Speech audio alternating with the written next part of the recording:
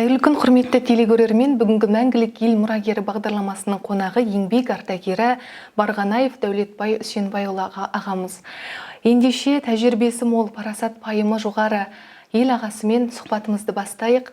Дәулетбай аға, студиямызға қош келдіңіз, көңіл күйіңіз қалай? Рахмет, өте жақсы. Ең алдымен балалық шағыңыз өткен орта жайында айтып берсеңіз. Қош көрдік. Мен сонау Шиелі ауданында, Сыр бойында дүниеге келгенмін 1957 жылы. Сол 1964 жылы жаңа тұрмыс ауылы болады. Сол ауылдың бірінші класына барып, 1974 жылы қазіргі Жақайып ауылында 10 жылдықты бітірдім. Бірінші жылы жолым болмады, оқуға түсе алмадым. Екінші жолы Жамбыл су құрылысы институтына оқуға түсіп, гидромелиорация факультеті деп айтады. Соны 1980 жылы бітірдім. Инженер гидротехник мамандығын алып, одан кейін өндіріске келіп, Шиелі ауданында еңбек жолымды бастадым.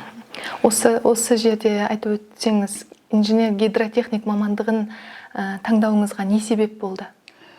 Өйткені ол кездерде мынау Түгіскен массиві, Сырдария массиві, осы массивтер күріш алқаптарын орналастыру үлкен қарқынды жүріп жатқандығын Қазақстан бойынша. Мелиорациялау күріштерді инженерлік жүйеге келтірілген жерлерге егу қолға алынған болатын. Сол мамандықтар өте қат болатын Қазақстанда. Өйткені бұндай мамандықты Қазақстанда бізде Жамбыл қаласында, қазіргі Тараз қаласында, одан кейін Ташкентте, одан кейін Москвада, одан кейін Киевте ғана даярлады. Өте қат мамандық болатын. Сондай мамандықты ол кезде мамандық таңдау дегенді мектептерде көп жүргізе бермейді ғой. Қазір қолға алынды, ол дұрыс нәтиже.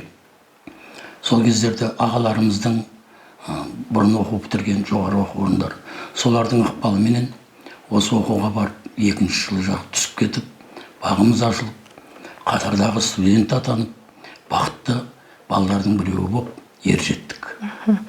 Сол өндіріске келгенде Шиеліде жылжымалы 9-шы арнайы механикаландырған колонна болатын.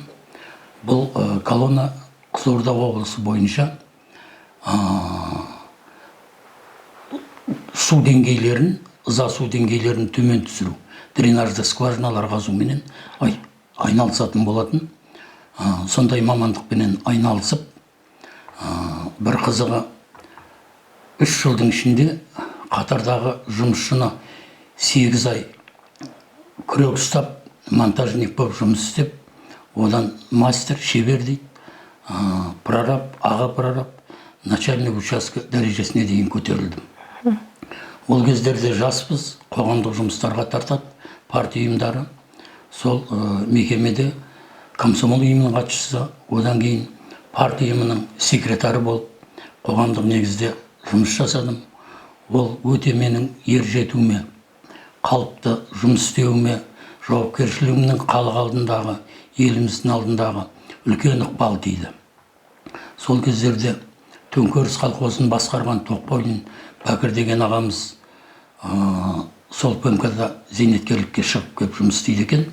Ол кісінің маған берген тәрбиелері, сол мекемені арнайы Жетісай ауданынан келген, оңтүстік Қазақстан облысының Жантөре Мүтәліп деген ақсақал ағамыз болды. Сол кісілердің ықпалымен көп жұмыстарды атқарып, ер жетуіме үлкен септігі тиді.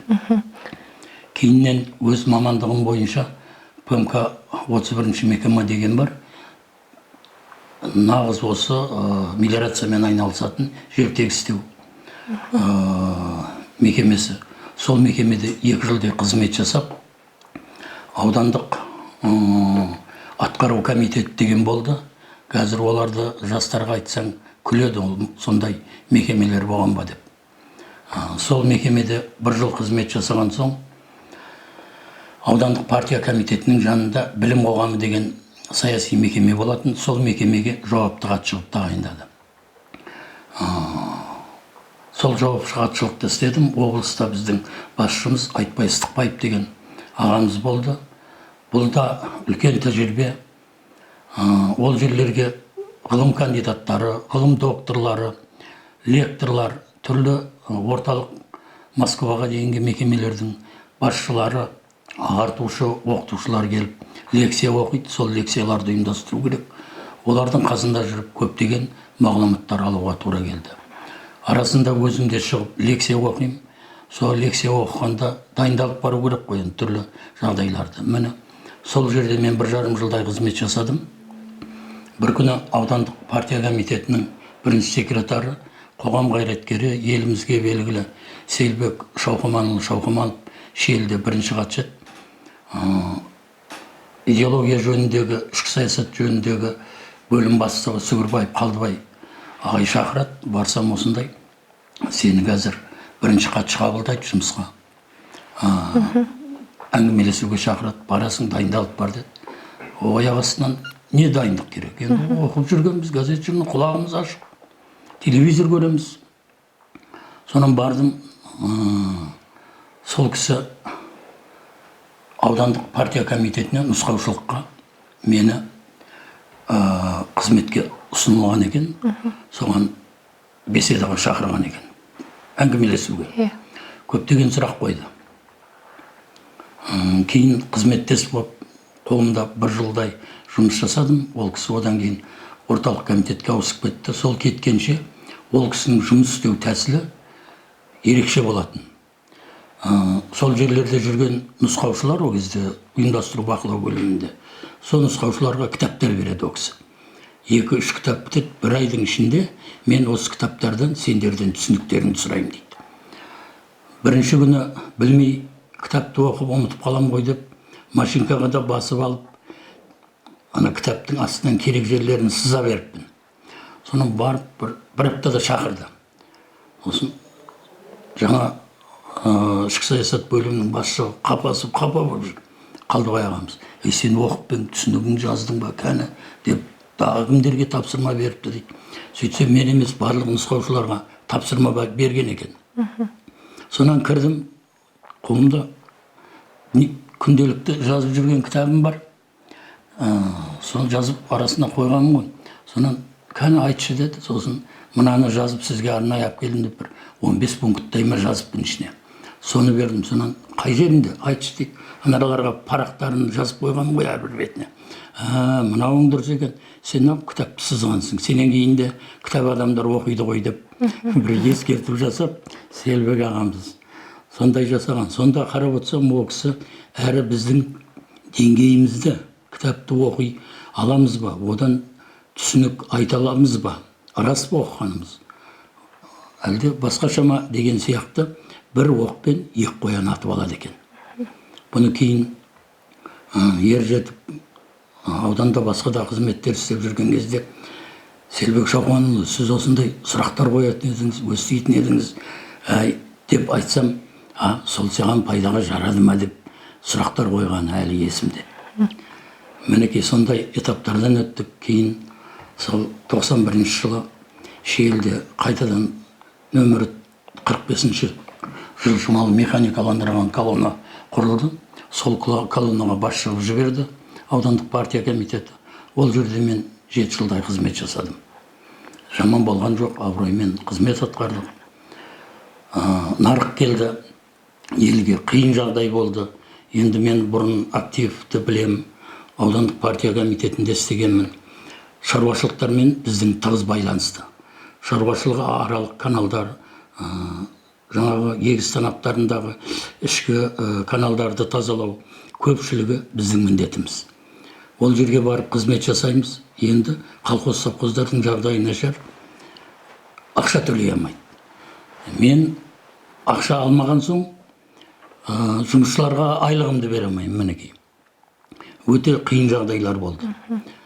Сол кездерде көпшілік мекеме басқарып жүрген жігіттердің көпшілігі шаруашылық басшыларын, тағы да сондай қарызы бар мекемелерді сотқа беріп, сот арқылы жеңіп алып, сондай әрекеттер жасады. Мен оны жасағым келмеді. Барлығы таныс елде қатар өскен, енді кішкене Шел ауданы ғой. ондайға мен бармадым да, жұмысты қойдым. 2 айға дейін Әбдіманап Құтжанов деген ағамыз облыстық су шаруашылығы басқармасының бастығы, Батқоз деп айтады. Сол кісіге барып 2 ай алмай жүрді жұмыстан. Бір күні азанда барып әкеп, енді мен істемеймін деп жұмысқа шақырып алып келіп жиналыс жасадық. Жігіттерге рахметімді айтып жұмысты қойғаным бар. Енді қараңыз, Қазақ Инстрах деген страховой компания құрылды Қазақстанда. Жолдас жігіттер бар, Алматыда істейтін. Бұл Қазақ Инстрах сақтандыру компаниясының учредитель, құрылтайшысы үкімет болды ол кезде. Соны осында алып кеп, біз бірінші Саржанов Шағдар деген дос ағам екеуміз аштық осы сияқты. Сөйтіп жүргенде бір күні облыс әкімінің аппаратында сол кезде Сырғабаев Жолдас деген шиелілік азамат бірге жүрген. Жолдаспыз, аты да Жолдас, өзі де Жолдас. Сол жігіт шақырады түстен кейін. Ай, Дәулет, кел, мынандай болып жатыр, мына конкурс болып жатыр. Бір кездерде талабың болып еді ғой сенің облыс әкімінің аппаратына келем деген. Сен енді осыған мына конкурс болайын деп жатыр, соған түссейші дейді. Жеке қойшы, мен енді бұл қызметке енді қайдан десем, сен неғып тартынасың деп, сол кісінің ниетімен сол конкурсқа қатыстым. Қарасам, конкурсты Бердібек Мәшбеков Сапарбаев өзі алатын болыпты. Тәртіп күшейген, енді инспекторлық жұмыс, ұйымдастыру бақылау бөлімінің инспекторлығы. 10 шақты жігіттер бар екен, сол мен де қатыстым соған. Алғашқы болып жігіттердің бәрі қымсынып кіруге жүрексініп, сіз барыңыз деп мені итермелеп кіргізіп жіберіп, мен кіріп, Бекеңді бұрын телевизордан көріп жүргенмін, Бердібек Мәшбековичті. Жүрексініп, қанша дегенмен облыстың басшысы содан келіп отыр деп. Бірінші сұрағы ол кісінің, сен неғып бұндай жұмысқа қайтадан келгің келді? Менің құжаттарымды көріп отыр ғой. Деп, мен айттым, жалпы бұл әкімдік институт жаңадан құрылды Қазақстанда, үлкен болашағы бар дедім. Сондықтан келдім де, дұрыс екен деп. Сонда таң алғаным, ол кісі 10 сұрақ қойды маған. Көп кетті сұрақ. 2030 деген бағдарлама қабылданған 1997 жылы 1 қазанда болса керек. Содан сұрақтар қойды. Оқисың ба? Газет журналдан хабарың бар ма деді. Оқып отырмын, мен көптеген газет журналдар жаздыртып аламын, оқимын дедім. Бір-екі газеттердің редакторларын сұрады, оларын айтып бердім. Жаңағы сұрақтарды қойды. Ол кезде ойлайтын тұғымыз, 2030-да кім бар, кім жоқ деп. Қазір қарасақ, мінекей 4 жыл қалды, 2030 жылға. Міне өмір. Дәулетбай аға, енді өзіңіз қызмет жолыңызды сатылап айтып жатсыз ғой. Осы жылдар арасында қызмет барысында сізге қандай үлкен жобаларыңыз болды? Және жұмыс барысында қандай қиындықтар болды және оны қалай еңсердіңіз? Енді сол аппаратта жүрген кезінде Бердібек Мәшбекұлы оңтүстік Қазақстан облысына қызметпен ауысып кетті. Одан кейін Серікбай Өрікбайұлы Нұрғисаев бізде облыс әкімі болды. Сол кездерде Алматы қаласында ең бірінші мынау көшедегі билбордтар енді қолға алынып жатқан тұғын. Сол билбордтарды нағып бізде құрылмасқа деп, енді инженер өзім эскизін жасап, бізге де, мен ол кезде 3-5 қап чертежін сызып өзім, бағасын анықтап, енді адамдар да жоқ қой, бірақ кәсіпкерлерді дайындап, оларға жүктеп, осындайдың бір 20 шақтысын ана жерге, мына жерге құрайық деп, Серікбай Өрікбайұлына хат жолдадым. Іштегі хаттар ғой енді. Бірақ ол кезде қолдау таппады. Дегенмен де күзге қарай, менен кейін сол 6 айдан кейін ба, осыны бізде де Қызылорда қаласында билбордтарды ілу басталды. Бұл бір өзімнің кейін қуандым. Мен осыны нетіп едім. Сол кезде іске аспағанмен кейін кездерді асты ғой деп. Енді бір дағы да осындай жағдай, сол Бердібек Мәшбековичтің кезінде, ол кездерде қазіргідей ашық демократиялық әлеуметтік желілер жоқ, ешқандай қиын. Арал аудандарынан, дағы да басқа аудандардан көптеген арыз шағымдар түсетін. Атын айтпай ақ қояйын, елге белгілі үлкен азамат сол кезде облыс әкіміне арыз жазады. 28 пункттан жазады. Енді Арал ғой, мен соған бара жатырмын тексеруге. Қасыма 2 ревизор алдым арнайы, 1 юрист алдым, сөйтіп 4 адам болып бардық. Сол арызды тексергенде көпшілігі түгелдей дерлік неподтвержденный дейді ғой, дәлелді емес нелер. Барлығы заңды түрде жасалынған. Өзі олар жазған кісіге марқұм болып кетті бір жері. Қасымда еріп жүрді, мен ертіп жүрдім арнайы.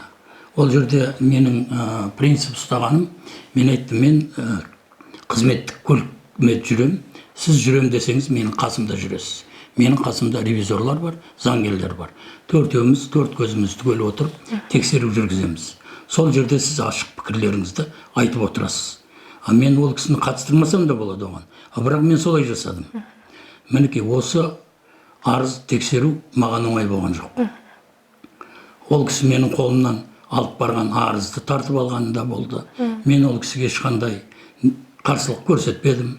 Арыз тексеріп, жазып болған соң, ақсақал, үйіңе барайыншы, үйіңізге.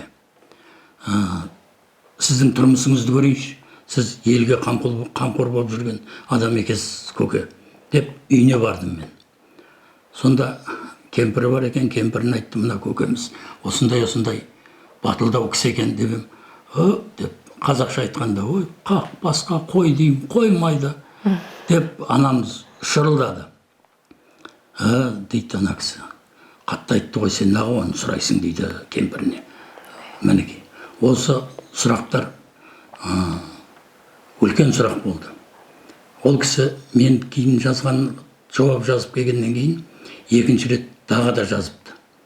Сонда генерал ағамыз болды, атын ұмытып қалдым. Сол кісі бізде заң бөлімін басқаратын. Ол кісі естіген осындай тексеріпті. Сен тексеріп пең деді, я пакеттерді алып көрсеттім.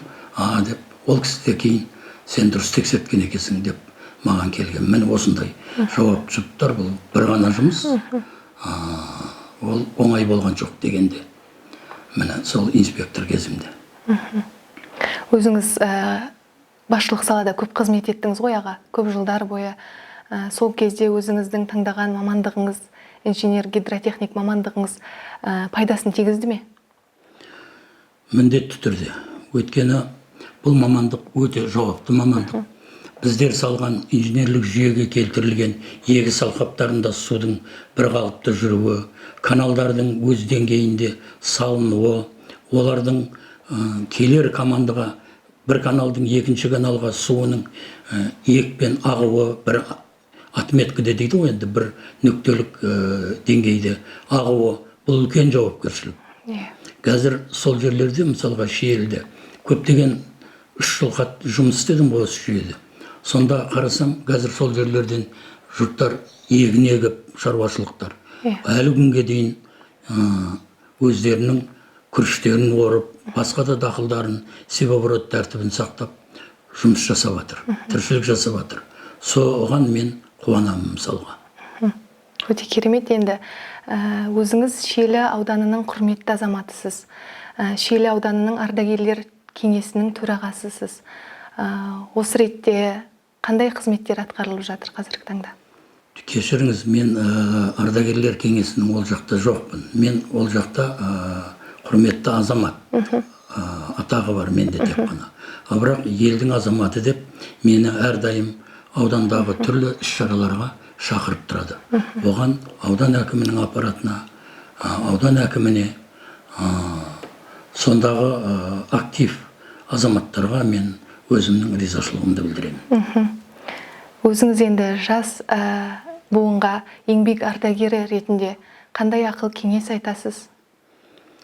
Енді бүгінде жастар айтады ғой, басқа қалыпта өсіп келе жатыр деп. Өйткені қазір үлкен мүмкіндіктер жастарда. Олардың сабақ оқу жүйесі, олардың еңбекке баулу жүйесі барлық өзгеше. Жастармен санаса білу керек. Жастар өте ақылды қазір. Мен олардың оқып жүргендеріне, мынау сөз саптағандарына, жүйелі түрде жұмыстар жасап жүргендеріне қуаныштымын. Әсіресе магистратураға түскен жастарға, оқуларын арман қарай жалғап жүрген жастарға қуанам. Өзіңіз еңбек ардагері ретінде енді қазіргі таңда қоғамда ардагерлердің қоғамдағы маңыздылығы қандай рөл алады, соған байланысты не айтасыз? Ардагерлер біздің алтын қазынамыз. Қазір осы 20-шы жылдан зейнеткерлікке шығып, Қызылордаға мен сонау 97-ші жылы көшіп келген тұғымын, осы қалада тұрамын. Мүмкіндіктер болды үлкен, басқа Алматы қаласына, Шымкент қаласында қалып жұмыс істеуге. Шиеліде де ағайындар шақырды. Енді зейнеткерлікке шықтың, елге, елдің ортасында отырдай дегенге. Бірақ балалар шағам барлығы осында оқып, арман қарай тірлік жасап жатқан соң, осы қалаға келдім. Қалада қалалық ардагерлер кеңесінің жұмыстарына қатысамын. Облыстық ардагерлер кеңесіне жақында пленум мүшесі сайлады. Ардагерлермен тығыз байланыс жасаймыз. Енді Құдай қаласа, бір жылдан кейін бізде 70-ке келеміз. Енді қанша дегенмен өмір жетелеп келе жатыр, мойындау керек оның барлығын. Жастар өте бақытты осы заманда өмір сүріп жатқан. Үлкен мүмкіндіктері бар. Осыны кең қолдана білген балдар бізде ешқандай адаспайды. Болашақ жаңа Қазақстанның белді құрылысшылары болады. Қазақ-Атом өнеркәсібі саласында қызмет еттіңіз. Сол жылдар жөнінде айтып өтсеңіз. 2006 жылы Шиелі ауданында аудан әкімінің орынбасарлығы қызметіне жіберді. Ұсыныспен сол жерге барып қызмет істеп жүредім. Енді шынын айту керек, сайлау болу керек тұғын. Алғашқы Қазақстанда әр аудандарда, әр облыстың 2-3 аудандарында сайлаулар өту керек тұғын. Ол кезде ол құпия тұғын, бұлайша айтқанда. Бірақ соны жіберіп еді, Шиелі ауданында білмейтін жағдайларменен өтпейтін болып қалды. Сосын мен ойланып қалдым. Барғаныма 1 ай болған. Ойландым да, достарым Қазақ-Атом өнеркәсібінде студент кезде бірге оқыған, ол ешқандай құпия емес, оны айту керек. Болат Бейімбетов деген азамат болатын Мойынқұмдық. Өзі Мойынқұм ауданында орта мектепті қызыл аттестатқа бітірген, институтта қызыл дипломға бітірді. Факультетімізде 800-ге тарта студенттер болды. Солардың гидрогелерация факультетінің босатылған комсомол комитетінің хатшысы болып жұмыс істеді. Өзіміз бірге тұрдық, бірге жүрдік. Әлі де қазір ол кісі марқұм болып кетті. Досым, жанұяларымен бәрі араласып тұрамыз. Сол 2006 жылы шақырып жүреді. 3 ай болған маған шақырып жүргеніне. Сен енді қой әкімдік қызметті. Сенің шыңың осы орынбасарлықпен бітті әкімдік институтта деп батыл жігіт болады. Сол шақырып жүреді, мен сояққа кетіп қалдым жұмысқа. Ол кезде Икрам Адырбеков облыс әкім болатын, кіріп, ұрсат алып, мен осындай кетіп атырмын деп. Енді ел ғой, Қызылордада толғанмын осылай. Келер есікті қатты жаппа деген аталы сөз бар ғой бізде. Басқа компанияға кетіп бара жатырмын. Дұрыс келгеніңе рахмет деп ол кісі. Өте бір сыпайы кісі ғой енді. Посол болған өте әділетті кісі. Сөйтіп мен сол жаққа ауысып кетіп, табаны күректей 15 жыл қызмет жасадым. Үлкен жұмыстарға, үлкен проектілерге араластық. Атом өнеркәсібі басқа сала. Барған соң 2006 мен 1 жылдан кейін бірден Қазақтың политехникалық ұлттық университетіне сырттай оқуға түсіп, оны бітіріп алдым. Өйткені менің көзімнен ешкім шықмау керек. Сен маман емессің деп. Сонда мен тау-кен инженері мамандығын бітірдім, сырттай оқып. Кейін сол қызметті атқарып жүріп, ауданның, Созақ ауданының қоғамдық жұмыстарын араласып, аудан әкімінің аппаратының қызметкерлерімен ол кезде Нұр Отан партиясы қызмет жасады. Сонда ауданда ұйымдастырып, өзіміздің компанияда көп жерлерде ол бастауыш ұйым бола бермейтін. Мен өзім соны ұйымдастырып, сол жұмысты алып жүрдік. Солардың нәтижесі шығар. Кететін кезде бір жылдан кейін, бір жыл қалғанда ауданда аудан әкімі естіпті, бір күн шақырады осындай. Сен пенсияға зейнеткер жасына кепсің, біз сені ұсындық, пәлен күні келесің деп. Құрметті азамат атағына. Ой, 15 жыл болды ғой істегеніме десем айтады.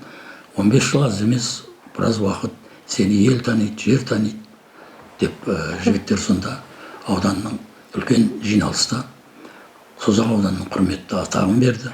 Мен оған іштей қатты қуандым. Бұл үлкен мен үшін абырой болды. Осы 15 жыл ішінде есіңізде қандай жағдай қалды? Енді ол жерде басшылық қызметте бас директордың орынбасарлығы қызметін атқардым мен. Көптеген жас балдар келіп жүрді бізге.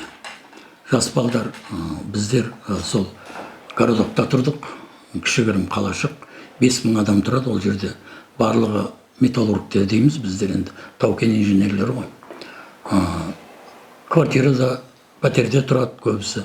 Сол жігіттерге жағдай жасау, оқуға, бағанада сөзімді айтқанмын, магистратурада оқу керек, докторантурада оқу керек. Солардың докторантураға оқуына, магистратураға оқуына, оларға жұмыстан қол үзіп оқуларына, болмаса тағы да басқа әрекеттермен оларға жағдай жасау керек болды. Сол жігіттердің мен 4-5-еуіне араластым жұмыстарына. Басшыға түсіндіріп айтып, мына жігіттің талабы бар, оқу керек, іздену керек деп.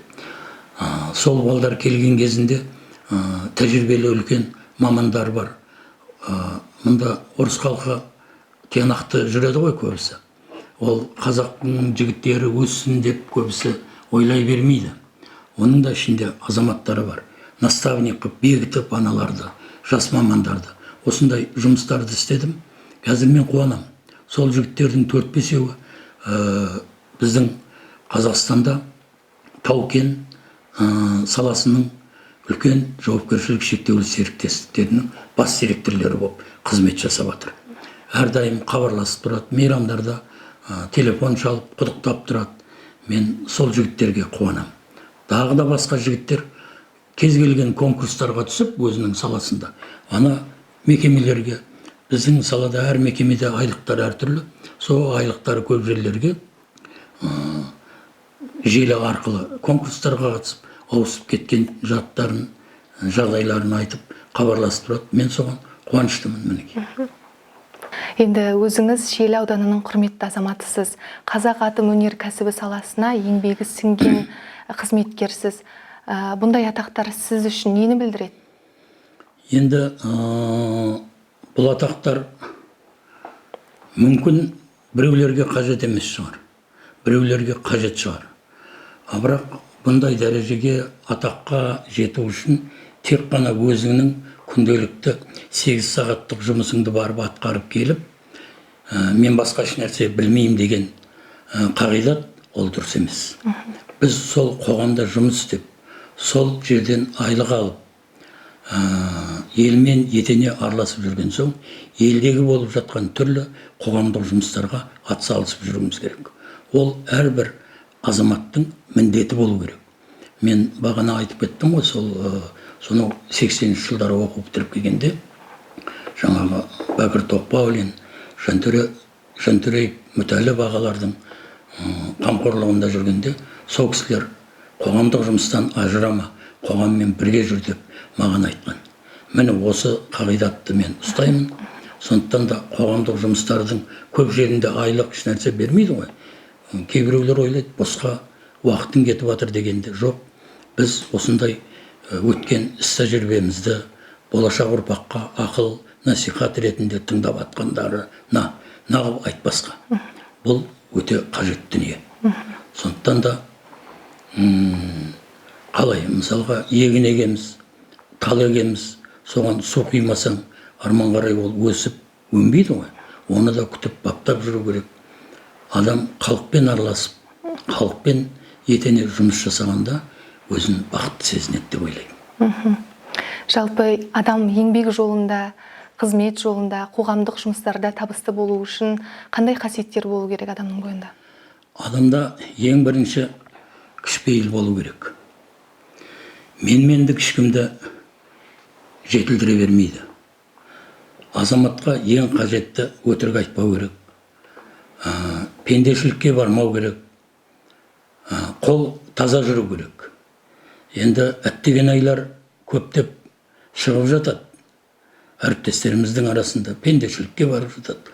Осы жол өте ыңғайсыз. Бұл пәленшенің әкесі ондай болды. Пәленшенің туысқаны ондай жағдайға ұшырады деген жағдайларға біз әсте жоламауымыз керек. Былайша айтқанда, шешем марқұм айтатын, балам пендешілікке барма. Осыдан абай бол деп айтатын тұғын. Міне, осындай айтар едім мен жастарға. Өте жақсы. Енді өзіңіз зейнет жасындасыз. Жаңа айтып өттіңіз ғой, 70-ке таяп қалдым деп. Зейнет жасында да сіз сияқты белсенді болу үшін сізге не шабыт береді? Енді біріншіден адам әрдайым үздіксіз ізденіп жүруіміз керек. Бұл оңай шаруа емес. Оған кейде мүмкіндіктер де болмайды. Мен зейнеткермін, менің осы алып отқан азғана зейнетақым өзіме жатады, жетеді деп жүрген ол да бола бермейді. Қосымша қазір мүмкіндіктер көп қой. Былайша айтқанда біз қазір капиталистік өмірде өмір сүріп отырмыз. Сондықтан да жеке жұмыспен айналысуға үкіметіміз үлкен кеңшілік жасап қойды. Сол жеке жұмыстармен де айналысып жатқан жайым бар, жайлап өзімнің шаруашылықпен азық-түлік бағдарламасын қамту өзіміздің дегендей.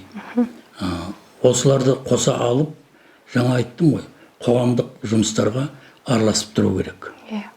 Бұл адамзаттың өмір сүріп, соңғы дейін біткенше жағдайың болып жатса, денсаулығың болып жатса, аса қажет нәрсе деймін. Өзіңіз мәңгілік ел идеясын қалай түсінесіз? Мәңгілік ел идеясы елдің тыныштығы. Қоғамның өркендеп өсуі. Азаматтарымыздың, білімді азаматтарымыздың елге үлкен үлес қосуы. Сол елдің экономикасына, сол елдің өсіп өнуіне әрбір азамат өзінің үлесін қосса, біз ойлаймыз, мен ешқандай елдің өскеніне үлес қосып атқан жоқпын деген пікір, ол қате пікір. Мысалға сізде, бізде, мынау жан-жағымызда түсіріп отырған оператор жігіттер де осындай хабар дайындап отыр мысалға. Осылардың өзі осы хабардың халықтың алдына, экранға өте мұқият, тыңғылықты шығуына үлкен өздерінің септігін, өздерінің күш-жігерін қосып отыр. Бұл да Қазақстанның өсіп өркендеуіне әрбір азаматтың қосқан, қарлығаштың қанатымен су сепкендей дейді ғой. Тамшыдай да болса үлкен қосып отқан үлестері. Мінекей, осындай бағытта жұмыс жасауымыз керек. Сонда еліміз өркендейді. Мәңгілік ел құрып, жақсы өмір болады деп ойлаймын. Дәулетбай аға, енді қазіргі жас буынға, болашақ ұрпаққа айтар аманатыңыз бар ма? Енді бағана айттым ғой, жастар бақытты деп. Жастарымыз ерінбеу керек. Оқысын. Оқы және оқы деген ғой, мысалға. Ыбырай Алтынсарин айтып кетті. Абай айтып кетті. Жастар тек ізденісте, оқуда болу керек. Дәулетбай аға, енді алтындай уақытыңызды арнап бөліп келгеніңізге сізге алғыс айтамыз. Зор денсаулық тілейміз. Құдай осындай абыройыңыздан айырмасын сізді. Рахмет сіздерге.